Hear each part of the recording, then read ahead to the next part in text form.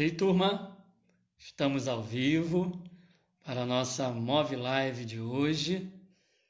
Vamos aguardar o professor Daniel Braga Lourenço chegar na live para fazermos esse diálogo tão esperado.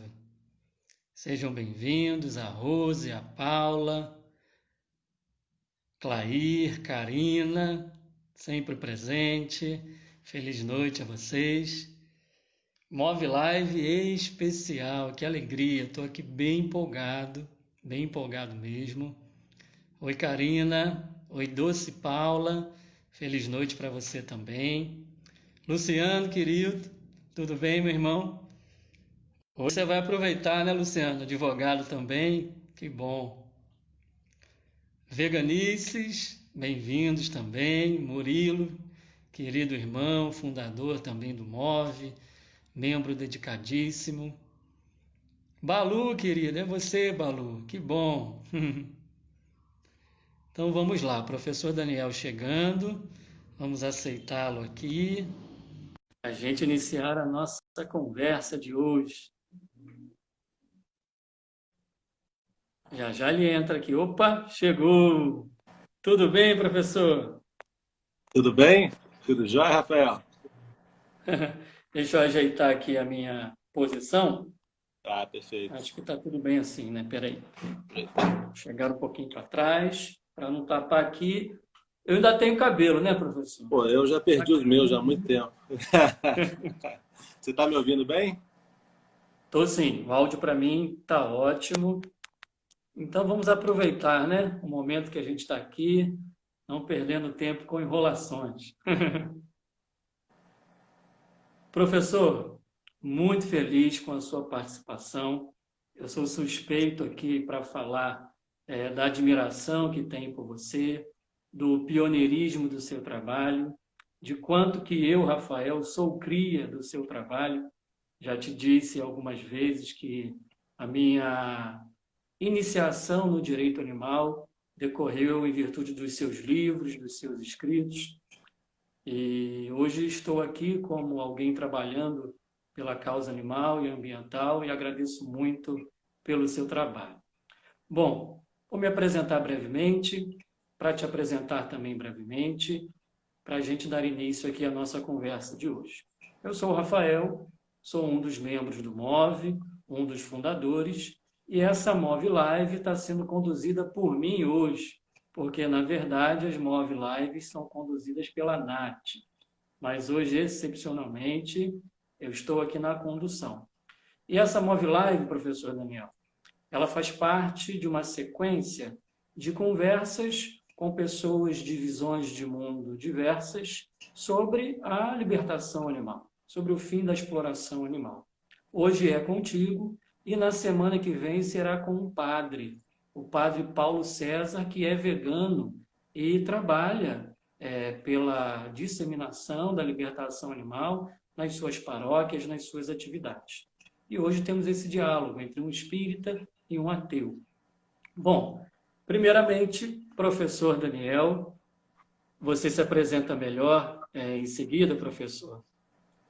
Daniel é doutor em Direito pela Unisa, Daniel é mestre em Direito pela UGF, é professor permanente do programa de pós-graduação estrito sensu em Direito da UniFG, enfim, é professor de várias instituições de ensino, tem muitos escritos. Em especial, quero mostrar para vocês, fazer a propaganda dessa obra aqui, chamada Direitos dos Animais, Fundamentação em Novas Perspectivas, uma obra de referência, e a obra mais nova do professor Daniel, que é essa daqui, Qual o Valor da Natureza? Uma Introdução à Ética Ambiental.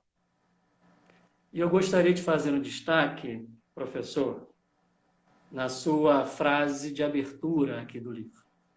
Você diz assim: aos meus queridos filhos, Antônio e Laura, comecei a preparar este trabalho quando vocês ainda eram apenas um sonho. Sejam sempre generosos e procurem lutar contra a exploração dos mais vulneráveis. Sensacional. todas as vezes que eu encontrei o professor Daniel, sem fazer aqui uma idolatria ao meu professor, essa generosidade que ele pleiteia aqui aos seus filhos foi o que mais apareceu. E eu te agradeço muito, professor, por aceitar esse convite e pelas lições que você trará aqui hoje. Então, fique à vontade para se apresentar, para em seguida a gente passar para o diálogo, para as perguntas que eu preparei. Rafael, eu que fico muito satisfeito, muito feliz de poder compartilhar com você esse momento. Você sabe que também a recíproca é integralmente verdadeira. Eu tenho uma grande admiração por você, pelo seu trabalho, por você como pessoa, né? Eu participei da banca do Rafael de mestrado, ele desenvolveu um trabalho belíssimo sobre exportação, né, de animais, de gado vivo, né, que é um grande tema hoje a ser enfrentado pela ética animal. Então, eu fico particularmente satisfeito de poder ter esse momento desse diálogo com você, né? Então, vamos ao diálogo, vamos ao debate. Acho que a gente pode construir coisas bacanas aí, dialogando sempre. Excelente, professor. Eu lembro da primeira vez que encontrei o professor num evento na OAB, e o professor é ateu e eu sou espírita, e na nossa conversa, quando eu disse ao professor algo sobre o espiritismo e o trabalho que eu estava fazendo, o professor Daniel não me convidou a participar da pós-graduação que ele estava lecionando para dar aulas sobre espiritualidade. Então, olha que interessante, né? E ainda assim me convidou também para participar de um livro sobre direito animal, para que eu levasse o tema espiritualidade, né? Então esse é um tema, ateísmo, crença em Deus, que nos une, não que nos separa, né, professor? Eu fico muito Exato. feliz com esses convites. Bom, vou te fazer a primeira pergunta, professor. Uhum. Nós temos aqui participantes que conhecem a ética animal, mas participantes também que não conhecem a ética animal e ambiental. E, infelizmente, essa nova ética que se pleiteia, essa nova vivência, ainda não é do senso comum. Estamos ainda distantes, né, da vivência dessa ética, no meu modo de entender, apesar de alguns avanços.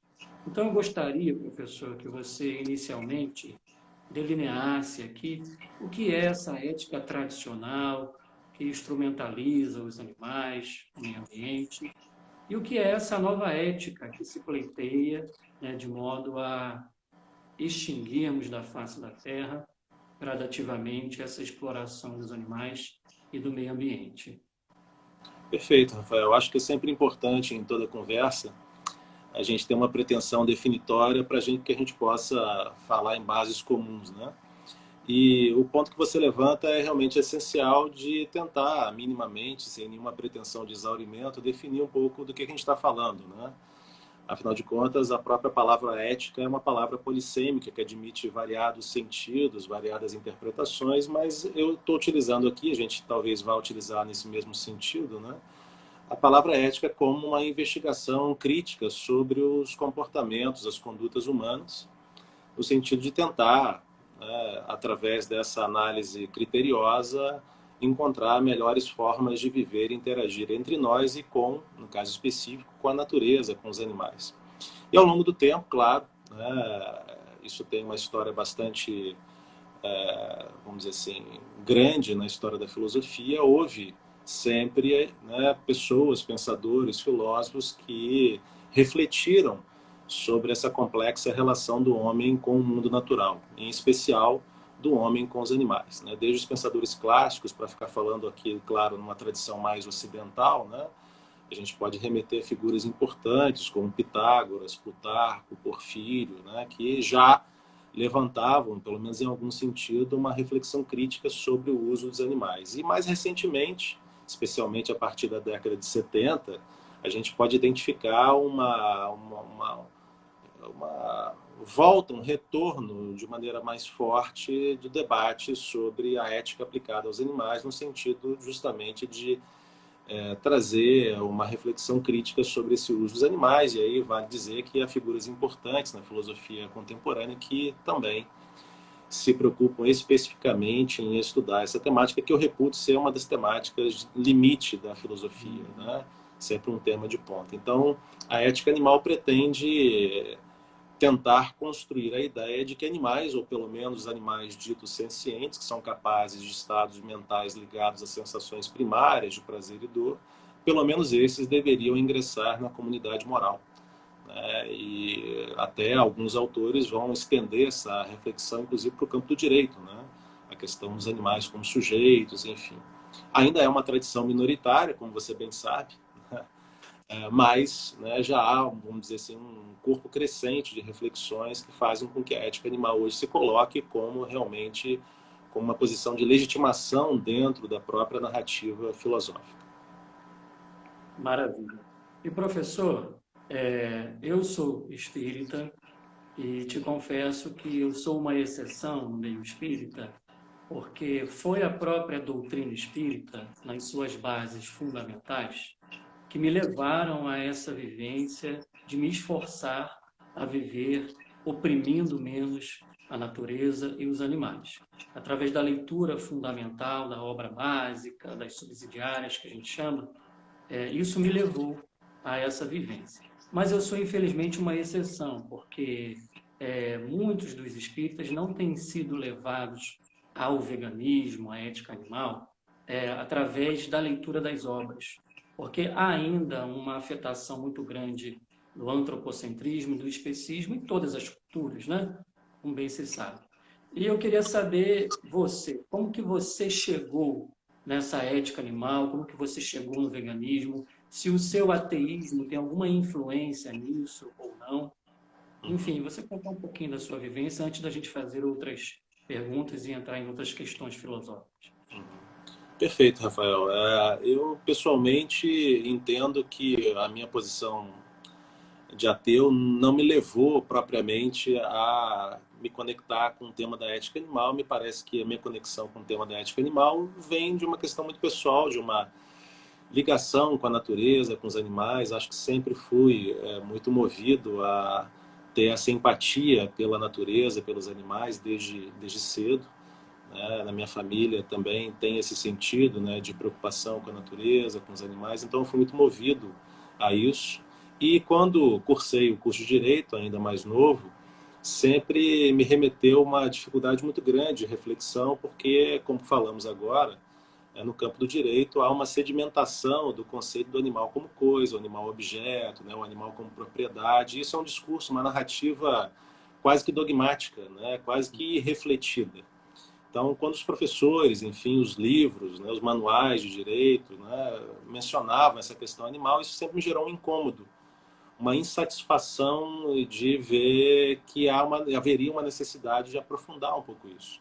Então, isso me moveu a, claro, pesquisar mais sobre o tema, a ler os autores centrais na época sobre a ética animal. Na época que eu comecei a ler sobre esse tema, ainda havia poucas obras traduzidas para o português. Hoje a gente já tem, felizmente, um arcabouço de boas obras em português, então isso vem sendo ampliado. Mas acho que foi essa a minha conexão, né? Como pessoa e no direito, procurando enfrentar esse problema do animal como coisa, né? Interessante. A sua presença aqui hoje, professor, para mim representa a presença de um amigo, de um professor, de uma referência. Talvez, para alguns, ela pode representar também algo que você sequer desejou ou talvez fazia ideia. Um convite ou uma crítica construtiva ao movimento que eu participo e que eu trabalho, que é o movimento espírita. Por quê? Eu falo isso aqui de coração para coração, com todos os meus confrades espíritas, sem apontar dedos a ninguém, é uma realidade. Porque, infelizmente, o movimento espírita, através das suas lideranças federativas, não tem nos encaminhado diretamente para o veganismo, para a ética animal, enfim. Então, assim, é muito interessante ouvir as experiências de alguém que é ateu, e para mim, ser ateu ou espírita não é o que vai definir se a pessoa é ética ou não, se é honesta ou não, independe disso. Seria ótimo se o ateísmo, se o espiritismo, se o catolicismo e todos os ismos nos levassem, né, diretamente a uma libertação animal. Mas a sua presença também é importante por isso, porque demonstra alguém, vamos dizer assim, de fora, fazendo um trabalho primoroso para a disseminação dessa ética, né? Enquanto que dentro aqui do movimento que participo, poucas lideranças e referências nossas têm nos direcionado diretamente a esta ética. Então, gostaria de fazer esse registro que considero oportuno. Eu não sei nem se o professor conhece algo do espiritismo, conhece como que se movimenta o espiritismo, enfim. Rafael, até eu queria aproveitar, já que é um diálogo, né, aproveitando também a sua presença aqui, que é alguém que está inserido dentro do movimento espírita e conhece melhor do que ninguém as balizas teóricas do movimento, eu te perguntaria, até aproveitaria para te perguntar, assim, como é que a gente poderia definir o espiritismo, quais são as balizas, né, enfim, as codificações importantes. Acho que é interessante ouvir um pouco isso, né? Ah, sim. O Espiritismo ele nasce como codificação, com base doutrinária, no século XIX, com o professor Allan Kardec, né? Que é um codinome dele, né? Na verdade, era o professor Rivaio, um pedagogo, um cientista, e tem como bases, bem resumidamente, tanto a ciência como a filosofia quanto a religião. É um tripé. O Espiritismo utiliza para buscar a verdade. E tem como base fundamental também Jesus como guia e modelo e as suas lições, os ensinamentos de Jesus, só que interpretado pelos espíritos que ditaram a obra a Allan Kardec. Então, não são interpretações literais, não são interpretações dogmáticas. O espiritismo ele não é proselitista, por isso que eu não estou aqui querendo te convencer nem convencer ninguém. O espiritismo não vai bater a sua porta te impondo o espiritismo, te fazendo um convite a ser espírita, assim como nenhum ateu bateu na minha porta dizendo para eu largar a minha crença, né? Então ele tem essa base nas leis da natureza, nos ensinamentos de Jesus, interpretados pelos bons espíritos. Não é dogmático, não é hierárquico, não tem castas, sacerdotes, cultos, né? É mais uma filosofia de vida do que uma religião propriamente dita. Até essa questão de ser religião ou não o espiritismo é uma discussão desde a época de Allan Kardec, no século XIX. Até hoje se discute isso, é religião ou não é. O fato é que são as três coisas: religião, filosofia e ciência. Kardec foi um homem muito assim, diria, raridade hoje no movimento espírita, pelo seu ceticismo na interpretação das mensagens dos espíritos. Ele tinha um ceticismo incrível, né, para realmente deixar de fora tudo aquilo que fosse misticismo, que fosse fraude, e um trabalho muito bonito que ele fez. Né, e tem uma frase dele, só para a gente concluir essa história, que ele diz o seguinte: o que queremos é o triunfo da verdade, venha de onde vier. Não queremos ver a verdade sozinhos.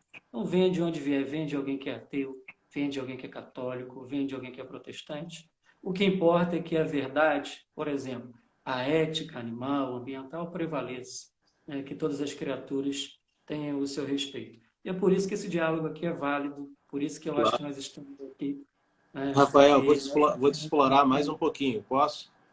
pode, você que é a estrela de hoje, não sou eu, hein? Porque eu não tenho nenhuma pretensão de discorrer sobre espiritismo, porque, enfim, eu não tenho a fluência necessária para isso. Acho até, vou fazer até uma sugestão aqui para vocês.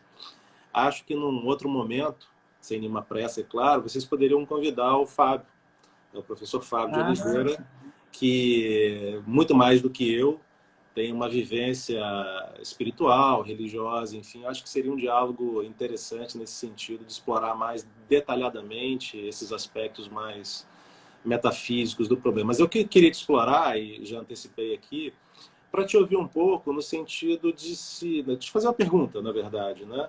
Se você entende que é possível, dentro da tradição, enfim, sem entrar no mérito se é uma religião, não vou usar a religião aqui no sentido mais amplo, né? Se no âmbito da tradição religiosa espírita, ou do movimento espírita, ou do kardecismo, enfim, ou até mesmo, talvez, do espiritualismo, encaixar os animais como personagens dessa narrativa. É possível, dentro dessa tradição, né, você repensar a condição dos animais? Como é que você pensa isso? não há como, em verdade, excluir os animais dessa narrativa espírita, o que infelizmente vem acontecendo, mas está mudando como a sociedade está mudando. A doutrina espírita clássica, chamamos assim aquelas mais respeitadas, sobretudo aquelas que vieram da psicografia de Chico Xavier, de Divaldo Pereira Franco, e as obras básicas também, tem todo um conjunto literário inclusivo aos animais e ao meio ambiente, com frases muito contundentes, professor, pedindo um engajamento realmente assim firme por essa ética que a gente está conversando aqui, que a gente conversa no direito animal, no direito ambiental, e mensagens antigas, por exemplo, tem uma obra ditada pelo Espírito Emmanuel, que é uma obra de 1941, ou seja, nós estamos há 80 anos dessa obra. E ali, Emmanuel, falando da alimentação, o consumo de animais, ele é muito enfático. Ele fala, por exemplo, que é um erro de enormes consequências consumir os animais. Ele fala que é lastimável. Ele fala que é um vício na nutrição humana o consumo de animais, por exemplo. E pede, nessa mesma resposta, o engajamento do movimento espírita para a mudança desse quadro. Então, a doutrina fala de vegetarianismo, de veganismo, com outras palavras, que não havia esse nome à época. Fala que, por exemplo, fenômenos ocorridos e que o espiritismo se dedica a cuidar, como obsessão, que é uma influência de um espírito a outro, vampirismo, que é também uma influência negativa de um espírito a outro, energeticamente dizendo, eles dizem que o consumo de animais predispõe esse tipo de problemas que o movimento espírita, na sua terapêutica, busca ajudar, auxiliar, trazendo mais saúde às pessoas humanas. Então, ele descreve uma série de problemas nocivos desse consumo de animais, do desrespeito à natureza, e ainda diz que uma maneira que o espiritismo é reencarnacionista e evolucionista. Uma das maneiras de desabrochar as nossas potências humanas é vivendo essa ética, inclusive aos animais e ao meio ambiente. Sem vivenciar isso, é como se a gente estagnasse na evolução. Infelizmente, isso é muito desconhecido ainda pelo movimento espírita, apesar de estar na literatura fundamental. E esse é o papel do MOVE. A gente busca colocar em evidência isso e facilitar que o movimento espírita perceba que na sua literatura fundamental e clássica é feito esse pedido, esse engajamento. Eu acho bem interessante isso, Rafael, que você está colocando. Eu acabei, inclusive, de escrever, ainda não foi publicado, um artigo sobre Pitágoras. E o Pitágoras, né, claro, não era espírita nesse sentido moderno do termo, mas ele acreditava na alma imortal, na imortalidade das almas. Essa é uma tese forte para Pitágoras, e mais do que isso, ele acreditava na transmigração das almas, claro que também numa perspectiva talvez diferente, já que ele admitia, né, a retrogradação, né, das almas, as almas encarnarem em corpos de animais e animais em homens, coisa que, salvo o melhor juízo, você pode depois me corrigir, o espiritismo, em princípio, não compartilha esse entendimento, né? Mas, a despeito dessas distinções, é interessante perceber, né? E aí também eu diria que o próprio termo religião talvez também não seja muito apropriado para tratar as posições gregas clássicas, mas, a despeito disso tudo, o que eu queria dizer é que é interessante perceber que isso o moveu em direção ao vegetarianismo, né? Quer dizer, Pitágoras, as fontes sobre Pitágoras são tanto quanto indiretas, enfim, mas tudo indica que as comunidades pitagóricas já, em alguma medida, também se aliaram ao vegetarianismo, né? Então, isso que você diz, né, acho que é interessante. Eu diria, como, né, ateu, né, e acho que é importante dizer isso, né, o ateísmo não é uma crença, né, é uma posição de não crença, né, mas que, e é claro, há, enfim, ateus à torta e à direita, para lá e para cá. Eu, pessoalmente, não tenho nenhuma posição de pretensão de destruir crença de ninguém. Acho que as pessoas são totalmente livres para acreditarem naquilo que lhes for interessante, conveniente, enfim. Mas a pergunta teórica que eu tenho e que eu vou te repassar na sequência, que está conjugada com essa anterior que eu fiz, sobre se é possível inserir o animal dentro da sua tradição espiritual, religiosa, enfim, diz respeito exatamente a essa questão, né? Quer dizer, em que medida a ética animal depende da religiosidade? Eu diria, não sei se você concorda comigo, que, em princípio, a ética animal é autônoma, é independente da religiosidade. Quer dizer, os argumentos centrais da ética animal não são dependentes de visões religiosas, sejam elas quais forem, né? Quer dizer, o discurso da ética animal, em princípio, é compreensível, né? Ou pelo menos tem esse potencial de compreensão em cenários de religiões distintas, né? Quer dizer, um hindu pode compreender o argumento da ética animal, né? Um cristão, um muçulmano, um espírita, um ateu, né? Porque é um argumento secular, né? Os argumentos-chave da ética animal são argumentos que, me parece, independem, né, do reconhecimento de agentes metafísicos exteriores, enfim, sejam eles quais forem, né? Enfim, então esse eu acho que é um ponto importante. Ao mesmo tempo, e aí a pergunta que eu já vou te endereçar, você acha que é importante, a despeito do argumento da ética animal ser secular, você entende ser importante articular esses argumentos na teia, na trama da religiosidade? Como é que você vê isso? Como é que você vê esse enfrentamento seu dentro, por exemplo, do movimento espírita? Assim? Sim. Eu considero super importante que essas coisas sejam como que independentes uma da outra.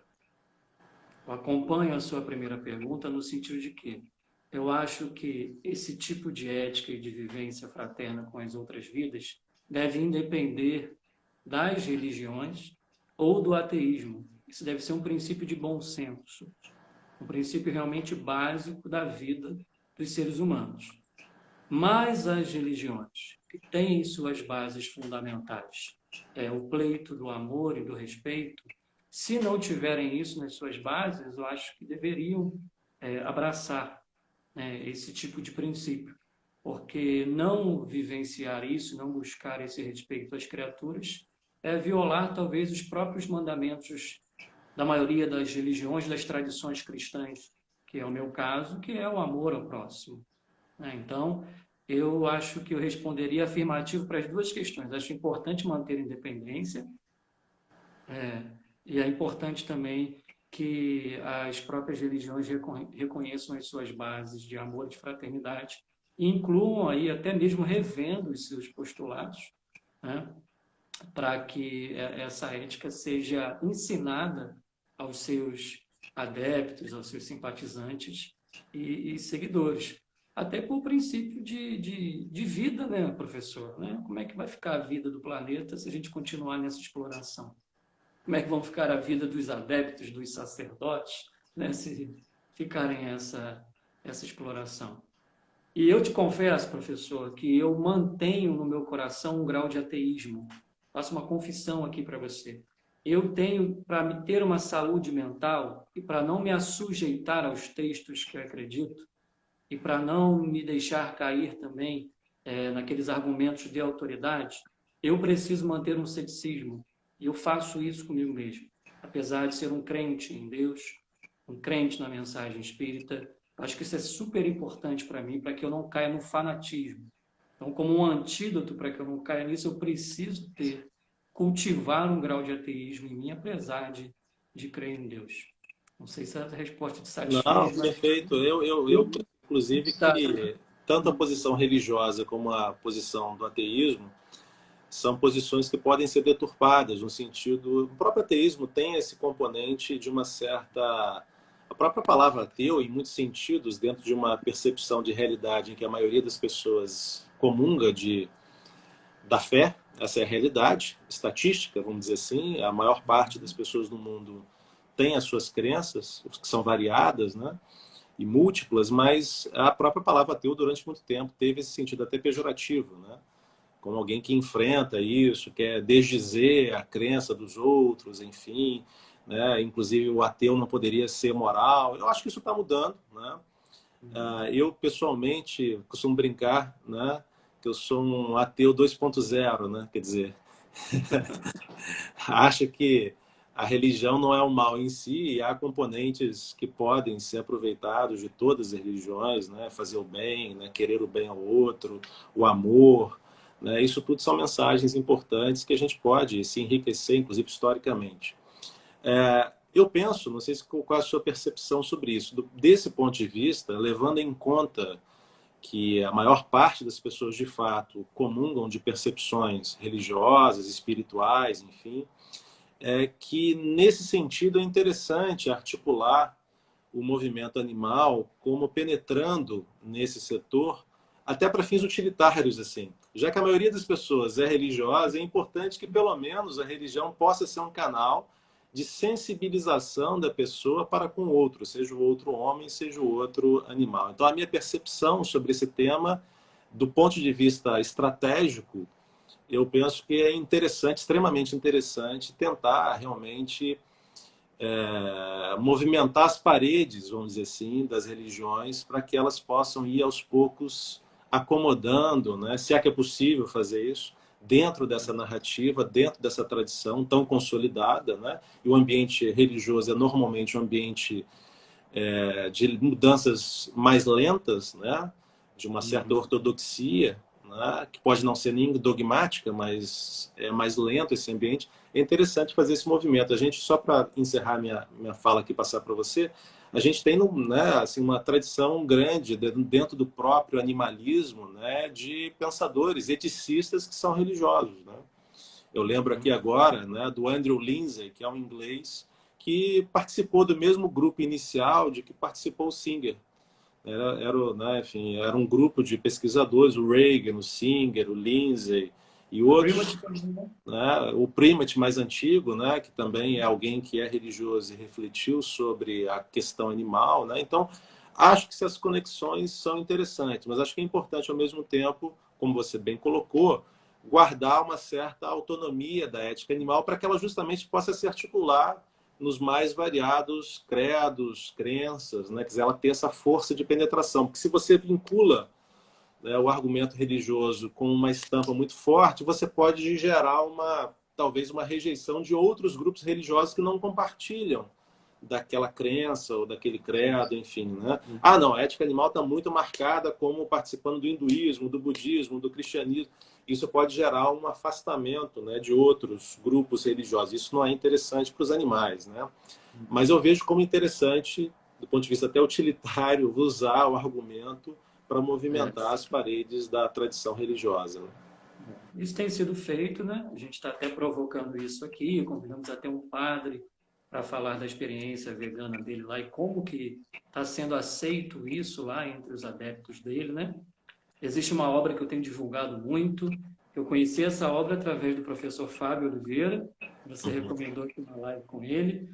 Você e o Fábio estão constantemente no Move, porque nos nossos textos a gente cita muito vocês. Eu recomendo muito essa obra aqui, ó. Sim. A Vida dos Outros, Ética e Teologia da Libertação Animal. Porque são dois religiosos, frades, capuchinhos, que estão buscando incluir essa ética animal no catolicismo e se baseiam até no Laudato Si, que é uma encíclica do Papa Francisco, né, um chefe de Estado, né, trazendo ali conceitos que consigam revisitar e até mesmo, né, ressignificar alguns textos, algumas interpretações da Bíblia, dos textos antigos. Então, eu tenho visto isso acontecer e que aconteça mais, realmente, como você disse. Eu queria, professor, te fazer uma pergunta, que é o seguinte. Pelo meu conhecimento espírita e pela minha própria alma, eu tenho uma dificuldade de trabalhar pelos direitos dos animais apenas pelo critério da senciência. Eu tenho uma alma que diria assim, franciscana, que me preocupo muito em matar qualquer bicho. Isso me faz mal, sabe? Então, assim, até que ponto o critério da senciência ele deixa à margem muitos outros seres? Até que ponto ele é importante, mas até que ponto ele pode agir de maneira opressora com outros seres? Sim, realmente, Rafael, você tem razão de alertar para esse problema, né? A ética animal, se a gente pudesse dizer assim, né, um construto que abrange, que abraça uma diversidade muito grande de posições diferentes, né? A gente não pode dizer que a ética animal, né, os eticistas animalistas compartilham exatamente das mesmas posições. Então, dentro desse grupo há uma divergência muito grande de opiniões, mas como você coloca, né, normalmente a posição mais tradicional da ética animal vai basear o critério de inclusão moral com base no, né, no atributo da senciência. E, de fato, né, a senciência entendida como a posse de estados mentais ligados às sensações primárias, principalmente de prazer e dor, ela, em algum sentido, ela limita a considerabilidade moral para, né, por exemplo, indivíduos vertebrados. Não estou dizendo que invertebrados não tenham senciência. Não estou dizendo assim. É um argumento tradicional. A ética animal é fundamentalmente uma ética preocupada com vertebrados, que do ponto de vista do reino animal são uma minoria. Mas é uma minoria que é a minoria que é mais explorada normalmente diretamente pelo homem, né? Então, embora seja, eu reputo como muito importante a sua indagação sobre os limites, né, da próprio critério da senciência, o fato é que, me parece, eu digo sempre assim, ele não é um critério perfeito, ele é passível, sim, de crítica pela sua limitação conceitual, mas até o momento me parece que é o melhor que a gente tem, porque é difícil, pelo menos eu entendo assim, e há outros que não entendem do modo como eu vou dizer, mas é difícil articular a posse de interesses sem o bem-estar experimental. Dizer que um ser que não tem acesso ao bem-estar, ao seu próprio bem-estar experimental, possa ter interesse é algo que é mais difícil do ponto de vista teórico de construir, né? Mas eu estou com você, assim, o meu sentimento, inclusive em relação aos invertebrados, na dúvida, pela precaução, eu evito ao máximo causar danos, né? Mas é impossível, né? A vida causar danos. Acho que a gente não tem que ter essa preocupação, pelo menos eu também penso assim, de um certo purismo, né? De a gente querer não infligir dano algum aos animais. Isso é praticamente impossível no mundo moderno, né? Mas não sei se eu te respondi aí. Respondeu sim, respondeu. É importante fazer, sim, essa ampliação, né, do critério da ciência. Professor, a sua obra me ensinou muito a, a ser um pouco mais crítico, a exercitar mais a minha fé raciocinada que o Espiritismo prega, com a minha própria tradição religiosa, filosófica, quanto às outras tradições. Você fez apanhados assim em seus livros maravilhosos, buscando vários autores de religiões diversas e apontando ali alguns momentos em que a religião favoreceu que chegássemos agora aqui, estou usando as minhas palavras, óbvio, no século XXI, com esse nível, no século XX, XXI, com esse nível assim de antropocentrismo, de especismo muito arraigado. Então, eu, como espírita e que sou reencarnacionista, me comprometo com os erros de outrora e busco trabalhar para ressignificar, corrigir estes erros antigos das religiões cristãs, por exemplo. Eu tenho algumas informações, aqui já é um papo bem espírita, ó, das minhas encarnações passadas, então eu sei que eu já fiz algumas bobagens por aí em outras vidas, no âmbito religioso. Tá? Então, assim, eu vou devolver até a pergunta para você. A gente já conversou até um pouquinho sobre isso agora, não sei se vou ser repetitivo. Mas até que ponto eu acho que as religiões cristãs, por exemplo, por causa desses, digamos, erros históricos, por exemplo, só para localizar bem, por exemplo, Tomás de Aquino, Santo Agostinho, entenderam que o mandamento não matarás não se aplicaria aos animais. E imagina como que isso não se disseminou, né, através dos adeptos, e isso até hoje, você conversando com algum religioso, isso vem à tona. Os animais estão fora da consideração moral, fora do círculo de moralidade. Os mandamentos maiores de amor ao próximo, de não matarás, não se aplicam a eles, né? Então isso é assim uma coisa assim muito estranha, né?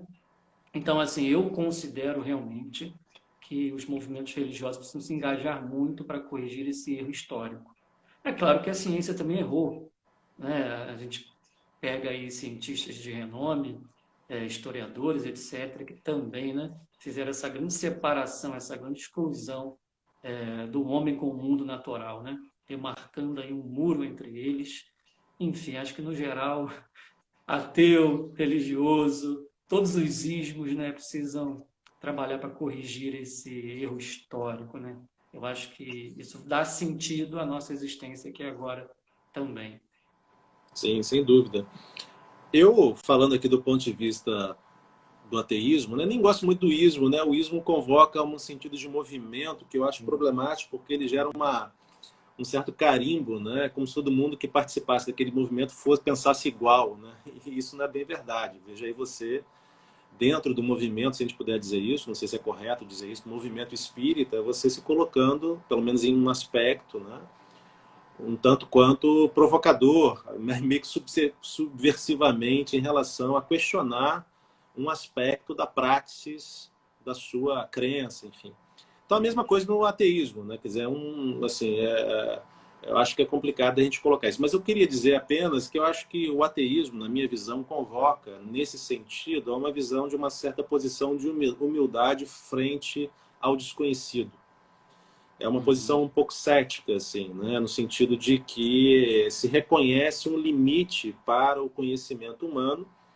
E a diferença, talvez, é que, diante do limite, diante do abismo, o ateu não se recorra a um agente externo, enfim, pode Só um dizer. acréscimo, professor, eu não conheço realmente. Quais seriam as bases do ateísmo? Tem, assim, alguma... Não, não, eu diria que não há uma base, vamos dizer assim, de postulados, assim. Eu acho que a única premissa do ateísmo, né, é a não crença, né? Assim, vamos dizer assim, é uma posição, né, de não crer.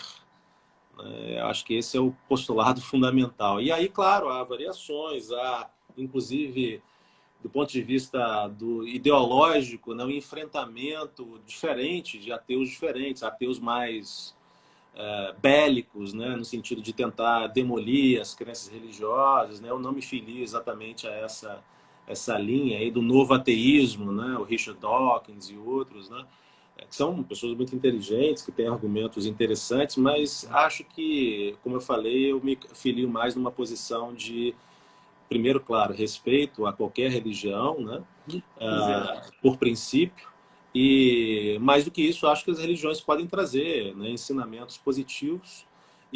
Mas acho que, como ateu, eu não acho que a religião seja um tema tabu, né? Acho que as religiões devem ser convocadas a dialogar, que a gente está fazendo aqui, né? E dialogar, inclusive, sobre a questão, a posição dos animais, né? E aí eu já também repasso uma pergunta. Não sei se a gente está com tempo aí, não estou cronometrando, né? Estamos, Mas estamos. Temos mais uns 10 minutinhos. te perguntar assim, Rafael, eu não sou, como te falei, articulado do ponto de vista da doutrina espírita, da codificação espírita, não, conheço de forma muito superficial. Então, não vou pretender ingressar nesse tema, mas eu queria te ouvir, ainda mais no sentido de te ouvir, para aprender. Por quê? Qual é a explicação que você entende existir para o fato, por exemplo,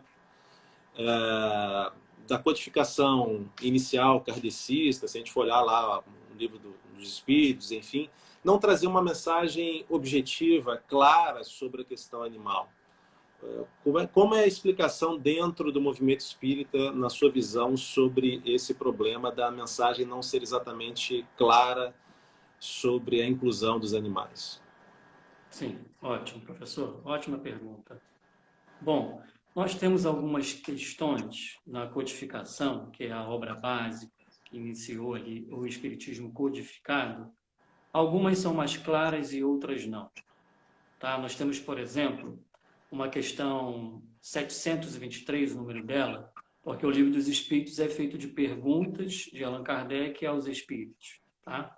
Então, a 723, Allan Kardec pergunta sobre a questão de comer os animais, e a resposta diz mais ou menos que a carne nutre a carne, e o ser deve se alimentar conforme a sua conformação, né, a sua biologia.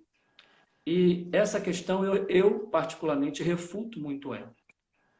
O espiritismo ele não é dogmático, o espiritismo não está não sujeito a erros, senão falaríamos de uma infalibilidade kardeciana. E acho que a gente não pode cair nesse equívoco. Kardec foi o que mais pediu que a sua obra fosse criticada. E ele mesmo refutou muita coisa. Então, tem ali essa questão 723, que eu acho ela inadequada para o século XX e o século XXI, com base em vários postulados que a gente já conversou aqui. E os próprios espíritos posteriores a Kardec, ao meu ver, atualizaram essa questão, através de Emmanuel, de Humberto de Campos, de outros espíritos clássicos. Então, ela se atualiza por si só. E Kardec alertou muito para que, se a ciência viesse nos alertar que algo está mais correto do que nós colocamos aqui, fiquemos com a ciência. Um caráter progressivo e científico muito forte de Na Kardec. sua visão, esse caráter progressista, ele permitiria uma abertura para a inclusão dos animais, assim, quer dizer, o movimento poderia ir mudando as suas bases, é isso ou não? Também, mas assim, o espiritismo codificado nasce no século XIX. Tínhamos ali historiadores, teólogos e outras pessoas postulando uma ética animal? Tinha, a gente sabe, como estudiosos do direito da ética animal. O Humphrey Primate é de 1776, que ele publicou o livro dele, né? Não era algo disseminado, acho que você pode até falar melhor do que eu. Então, as pessoas que foram os médiuns para que a obra espírita nascesse codificada, os autores que colaboraram com Allan Kardec, apesar de ser, a nosso ver, um espírito superior, um missionário, certamente sofreram a influência do seu meio. Nasce na França, no século XIX, então há essa afetação. Os seres humanos não conseguiriam passar uma doutrina tão cristalina como ela vem do mundo espiritual. Então há aí um problema, aí, um delayzinho da imperfeição humana com a evolução dos espíritos mais adiantados. Então há essa afetação do momento histórico. Então a gente não pode pegar aquela base histórica e dogmatizá-la, né? Entendê-la como absoluta, inamovível, estática. Né? A base espírita não permite isso. A própria codificação, né, Rafael, você me corrija, vocês estão falando bobagem aqui, mas a codificação espírita é muito mais ampla do que a codificação inicial kardecista, assim, nesse sentido, né? Quer dizer, depois o próprio Kardec tem uma revista, né, revista que ele escreve do espírita. Foram 11 anos de revista espírita. Isso complementaria, né, a mensagem inicial, não é isso? A revista espírita era uma tribuna livre. Ele dialogava ali com ateus, com pessoas do judaísmo, do catolicismo, debatia, discutia na revista espírita, levantava hipóteses e colocava ali para ser discutido. Isso era o papel da revista espírita. Então, Kardec com um senso crítico muito interessante, o professor. Um bom senso assim muito interessante. Realmente um pesquisador, um cientista. Então, assim, há limitações, sem dúvidas. Eu reconheço muito isso. Há muitos espíritos que não vão reconhecer isso. Não vão reconhecer. Eu reconheço limitações ali, mas também assim uma doutrina muito à frente do nosso tempo, mesmo ainda presa a alguns detalhes do século XIX. Muito à frente ainda, muita coisa a ser desvendada ali. É um monumento no meu modo de ver. Deixa eu te provocar, Rafael, mais um pouco. Tá vendo? Eu estou querendo aprender mais do que falar. Deixa eu te provocar. Como é que você explica, né, aquela questão da suposta, não gosto da palavra hierarquia, porque talvez não seja apropriada, mas daquela delimitação da alma humana como, entre aspas, superior à alma do animal inferior? Não tem aí uma visão um pouco paternalista assim, do animal, como... Assim, eu falando como ateu, assim, se a gente, o ateísmo não usa a categoria de alma, de espírito, né? A gente trabalha mais com a questão da consciência, né? Enfim, do aspecto cognitivo humano, do ponto de vista concreto. Mas se eu fosse religioso, eu diria que a alma animal talvez estivesse num patamar mais elevado do que o humano. É verdade, nossa. Estou brincando aqui, claro, mas assim, eu queria te ouvir um pouco sobre isso. Assim, como é que você percebe essa dinâmica, que eu acho que é uma dinâmica de difícil interpretação dentro do movimento, né? Assim, dessa posição de uma suposta evolução maior do ser humano em relação aos animais do ponto de vista espiritual, assim. Como é que é isso? Como é que funciona isso? Eu lembro que naquela primeira vez que a gente se encontrou, você me fez essa pergunta, mas eu não pude te responder. Acho que aconteceu alguma coisa ali que não deu tempo de responder. Então, a hierarquia espírita, até mesmo eu fiz uma crítica muito construtiva ao artigo do professor Fábio Oliveira, num artigo que eu escrevi aqui no Móvel, quando ele escreveu sobre o especismo religioso. Ele avaliou o espiritismo, o Hare Krishna, a Bíblia, enfim. O próprio movimento espírita, na minha vivência, ainda não entendeu muito bem a hierarquia espírita. Por quê? A hierarquia espírita, se o espírito humano, que está nessa fase de humanidade, está à frente do espírito não humano em idade evolutiva, essa superioridade dele é para mais servir, não é para oprimir. É como você sendo pai dos seus filhos. Você deve orientar, proteger, educar, não oprimir, não violentar. Então a hierarquia do espiritismo é assim: quem está à frente tem que estender a mão para ajudar quem está abaixo. Então tem hierarquia? Tem, mas apenas como um superior hierárquico. Isso diz até o Espírito Emmanuel. Então a Não, nossa obrigação é muito maior em relação aos animais não humanos, a toda a natureza aí que esses seres, né, na fase animal, estão numa idade evolutiva menor do que a nossa. não como Mas nesse domínio, né? Não como domínio exploratório, mas como uma tutela, uma um tutela. cuidado, né? Uma zona de Então, cuidado.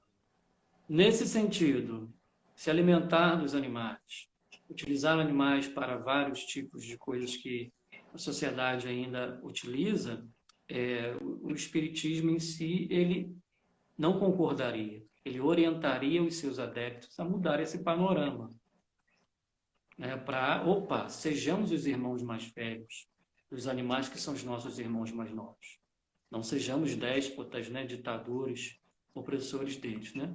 Isso está muito claro na literatura espírita, só que a interpretação disso que muitas vezes afetado, notadamente, eu fui afetado por isso, despertei faz alguns anos, pelo antropocentrismo, pelo especismo que permeia aí, né, quase tudo, infelizmente.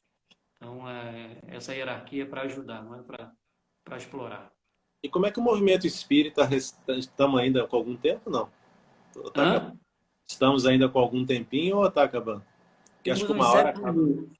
7 7 minutos. minutinhos. Bem, então vou fazer Deixa mais eu... uma pergunta, hein? Vamos lá. Como é que o movimento espírita recebe o MOVE, por exemplo? Você dizendo isso dessa clareza que você diz, assim, você é banido, não existe excomunhão, mas assim, você... Como é que você... Estou brincando, claro, mas como é que você é recebido dizendo algo que não faz exatamente parte dessa tradição? Não que não faça parte, como você está tentando articular, da mensagem espírita, mas, assim, de modo geral, a tradição mesmo, salvo engano, você me corrige, dentro do espiritismo, ainda não exatamente acolhe essa visão mais libertadora dos animais, né?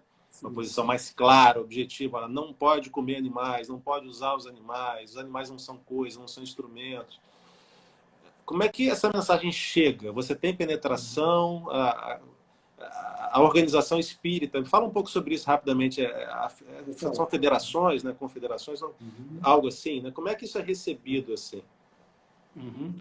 Olha, Daniel, eu sou muito feliz de estar no movimento espírita, porque há realmente assim um clima de fraternidade, de caridade, de benevolência incríveis. Muita amizade fiz nesse movimento, fui muito ajudado por esse movimento, tenho muita oportunidade de ajudar muita gente. É assim uma irmandade muito bonita, mas obviamente tem os seus problemas, igual qualquer grupo, né? E graças a Deus, olha aqui o crente falando, né? A gente tem tido uma receptividade muito bonita. Tivemos uma live com o André Trigueiro agora há pouco tempo e, nossa, né, as palavras dele foram muito motivadoras para a gente. Temos uma outra grande referência que é a doutora Irvênia Prada. Irvênia faz vários laudos técnicos para a gente aí na área Importante. muito atuante. Então também nos recebe, nos incentiva com muito amor. Tem muita gente que incentiva. Tem outros que não, que fazem as suas críticas, veladas ou diretamente, tem as suas resistências. Eu costumo dizer que nós, pela base espírita literária, estamos muito distante do ideal nessa questão. Falo isso como crítica construtiva para a gente avançar. Não sou ninguém, mas posso me posicionar, né? Então, assim,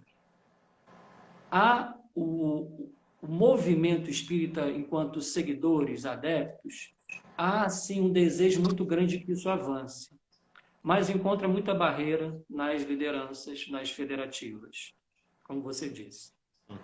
Então, eu faço palestra em muitos lugares sobre isso, já há uns 8 anos, eu acho, e é impressionante, a turma, quando acaba a palestra, meu Deus, agora eu quero fazer isso, há muito tempo eu quero fazer isso. Quando chega alguém e fala, como um palestrante, como um escritor, o povo abraça, entende? Então, assim, se a liderança espírita, as federativas, orientarem os seus, abraçarem os seus, eu acho que isso vai alavancar muito. A gente está vindo de baixo, eu sou pequenininho, o móvel é pequenininho, a gente está vindo de baixo. Se as lideranças abraçarem, isso vai avançar muito. Eu acho que o problema, por enquanto, está localizado nas lideranças, nas federativas que não orientam os seus. O Espiritismo, Daniel, ele não impõe, tá? Ele é doutrina de autorresponsabilidade, de livre-arbítrio. Você não vai haver imposição. A federativa ou qualquer líder não vai impor nada. Ele vai convidar, vai oferecer, vai esclarecer. Mas aí é com a consciência de cada um fazer. Então a gente enfrenta muita resistência, mas também muito incentivo, muito carinho mesmo. Não, perfeito. Eu queria, antes que o tempo acabasse, cumprimentar as pessoas que estão assistindo a gente, sejam Isso. religiosas ou não, isso não importa, né? O carinho de vocês, né? Acho que a gente pode depois fazer uma nova live. Hoje eu não consigo mais, mas em outro dia a gente pode continuar esse papo, que para mim foi muito construtivo, né? O E pessoal está acho pedindo que para emendar a live. é, os ateus são abertos à transcendência aí do amor, né? Isso aí não é nenhum impeditivo, né? Quer dizer, acho que isso é importante, né? Dessa empatia, do amor ao próximo, aos animais, né? Isso é independentemente de crenças específicas ou da não crença, acho que isso é perfeitamente uma mensagem importante que a gente tem que se comprometer com ela e levar adiante. Então, Rafael, eu te parabenizo e até veja aí na posição da live, você está muito mais perto do céu do que eu. Ah, Estou mais para baixo. você abriu o caminho, eu estou chegando. Nada, nada. Você é exemplo para a gente e eu sou muito feliz de tê-lo como amigo, de ter essa possibilidade da gente conversar de uma maneira tão franca e tão aberta assim. Então, professor, eu acho que a gente tem aí uns 3 minutinhos. Então, vamos para as considerações finais. Eu vou fazer a minha, você faz as suas e a gente encerra. Enfim, turma, participantes de agora e os que participarão depois, porque essa live vai para o YouTube. Diálogo maravilhoso. Eu estou assim muito feliz pelos assuntos que abordamos aqui com tanta cordialidade, que é uma marca do professor Daniel Braga Lourenço. Me inspiro nele como aluno e quero ser um professor assim também. Então, eu te agradeço muito e que esse seu ateísmo, meu amigo, nossa, você está anos-luz na frente de muito religioso, você não está disputando posição com ninguém, mas que esse seu ateísmo continue te levando assim para esse trabalho tão lindo que você faz pelos animais e pelo meio ambiente, tá? Eu não desejo que você seja espírita, não, de jeito nenhum, você está muito bem assim. Não, eu, de novo, quero dizer que eu fiquei muito feliz em participar e eu acho que a gente pode fazer desse primeiro encontro um motivo para outros encontros virtuais, concretos, reais, né? Espero que em breve a gente possa estar livre dessa situação tão aflitiva aí da pandemia. Mas eu me coloco à disposição, né, de você, do MOVE. Acho que é uma belíssima iniciativa. Tem que provocar mesmo, com respeito, mas tem que ir colocando e se abrindo, como eu falei, brincando, aí, as paredes, né, que são muito rígidas, mas vamos tentando, com calma, achar o nosso lugar e, quem sabe, ir articulando, né, o movimento, né, dentro das federações aí que você comentou, é um movimento importante, esse passo importante. Então, mais uma vez te cumprimentar o movimento espírita, os seus amigos, os amigos que estão assistindo. Eu vi aqui que vários queridíssimos amigos estão participando desse momento e me colocar à disposição para de novo a gente poder conversar. Maravilha. Você, sem participar diretamente do movimento, está sempre presente aqui, como já disse, porque suas obras foram muito orientadoras para que a gente construísse o MOVE e estamos seguindo, né, sendo orientados por ela ainda. Então é isso, professor. Gratidão pela participação. Vamos certamente marcar outras lives. E a todos vocês que participaram, estamos aqui com 20 segundos para encerrar a live. Até semana que vem. Vamos ter uma live com o padre Paulo César falando de veganismo. Notícia boa, né, Daniel? Olha, Olha, que avançando. beleza. Ótimo, perfeito. É isso aí. É isso. Meu amigo, feliz noite para você. Um grande abraço. Até a próxima. Para todos, uma boa noite. Um abraço. Um abraço.